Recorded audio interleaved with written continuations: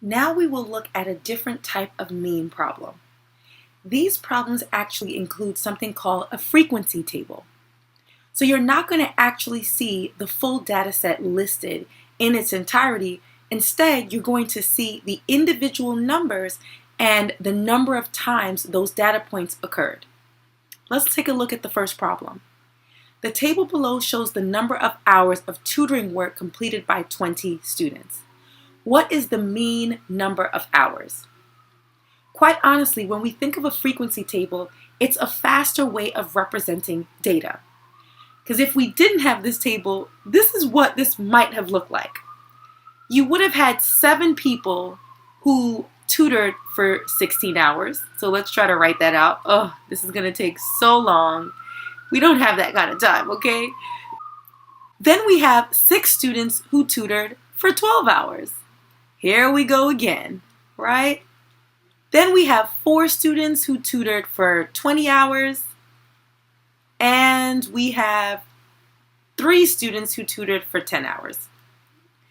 We always know that when you start off any problem that requires any statistical analysis, so we're talking about mean, median, mode, range, the first step is to order the numbers from least to greatest. So that's another step. So one, we had to write all the numbers out. Then we would have to rewrite the numbers in order from least to greatest. If you can see what I'm talking about, this just takes way too long. So we need a quick way to calculate the mean when our numbers are expressed very neatly inside of our frequency table. So let's take a look at the data set just as it's written. Even though it's not written in numerical order, we can still start to compute the mean of this data set. So we know that calculating the mean requires us to find the sum of all the numbers. So take a look at the data point 16. We know that it occurs 7 times. So are you really going to sit there and add 16 plus 16 plus 16 plus 16 plus 16 plus 16? Is that what you're going to do? I hope not, because you all are evolved, mature, successful students. So you know that instead of adding the number 16 7 times, we can evolve to something called multiplication. Oh yeah, that's what we're talking about today. We are multiplying 16 times 7. And notice, since they're right next to each other, it's very easy for us to go ahead and multiply 16 times 7 right in our chart. What I recommend my students to do is to create a third column within the listed frequency table. A lot of times when you're looking at the SHSAT exam booklet, there will be space for you to create this additional column. This additional column is going to house your multiplication values for each data point. So with 7 students tutoring for a total of 16 hours, we have a total of 112 hours. Then we have 6 students tutoring for 12 hours each, which totals to 72 hours.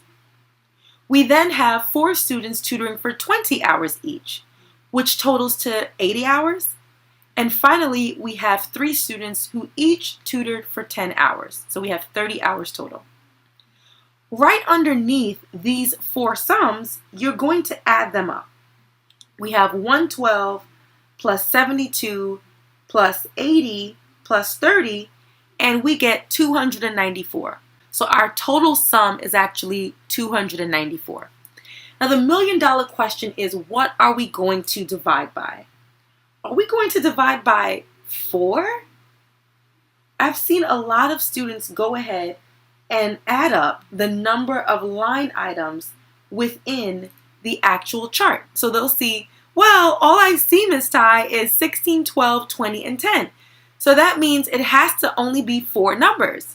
But clearly that's not true, because when we wrote out all of the data points, we saw that we had 7 16s, we had 6 12s, we had 4 20s, and we had 3 10s. So in total, there are actually 20 numbers. So what I tell my students to do is, you have to do one of 2 things. Either you're going to look at the number that's actually listed in the problem, okay, and that's more than likely going to tell you the number you need to divide by, or you're going to add up your frequency column. This is what we call the frequency column right here, the number of students. If we add up 7 plus 6, we get 13, Plus 4, we get 17, and plus 3, we get 20. So that's another way to identify what you're going to divide by.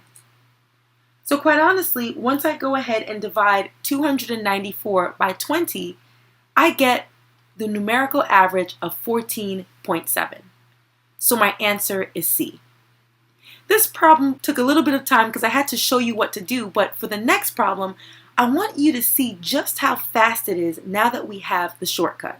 While we're in the actual chart, we're going to multiply the actual data point by the number of times it occurred. And we're going to create that third column to house these numbers. Then we're going to go ahead and add up all of the numbers in our third column.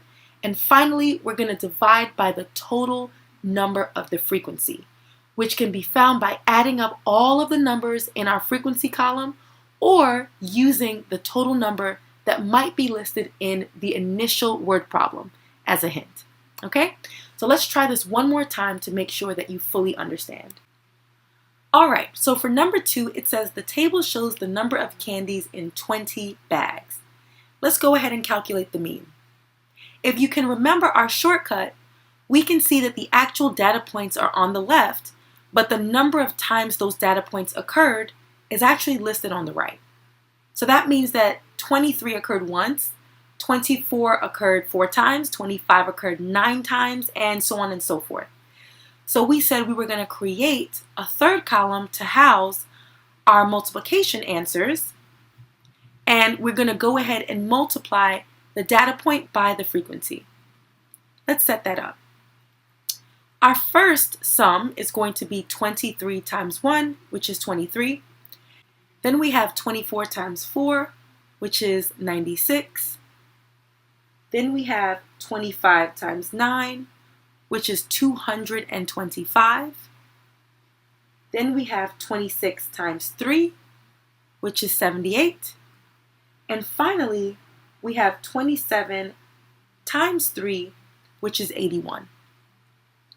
When we add up these values, we're going to get the total sum. Our total sum is actually 503. Now that we have the total sum, we need to divide by the total number of data points. Remember, I told you to check in 2 places. Either you can use the number that's listed in the actual problem as a hint, or you can add up the numbers listed in the frequency column. So we have 1 plus 4 is 5, plus 9 is 14, plus 3 is 17, plus another 3 is 20. So we're going to divide 503 by 20. Let me check in on your short division understanding. I've shared with you multiple times that short division is going to be your fastest way to solve problems on the SHSAT. So let's give it a try. Can 20 divide into 5? No. So we're going to leave that column blank. Some people like to put an X. It's up to you what you want to do. 20 into 50 is actually 2, because 20 times 2 is 40, and our remainder is 10. So I actually go ahead and I write my 10 right next to the 3, so now I have 103. 20 divided into 103 is 5, but we still have a remainder. Because we've run out of numbers, we're going to add a decimal point at the top and a decimal point at the bottom, and I want to go ahead and add an extra 0. I will put my remainder of 3 right next to the 0. Remember, 20 into 103 went 5 times, but there was still a remainder of 3, since 20 times 5 is 100. Now we have 30 divided by 20, which goes 1 time, leaving a remainder of 10. We're going to add 1 more 0, and we have 20 into 100 is 5. So our actual mean is 25.15. I hope you got that answer. Now go ahead and try out the attached worksheet to make sure that you master these types of problems. Quite often, you will always get a frequency table problem where they're asking you to find the mean, and you may always get one of those problems where they're asking you to figure out what exam score does Becky need in order to get, let's say, a 95 in her final report card grade. Things like that. So make sure you have mastered these 2 problem types. If you like this video, please like, comment, share, and subscribe. And if you have any questions for me or any video requests, you can post them down below or shoot me an email. See you in the next video.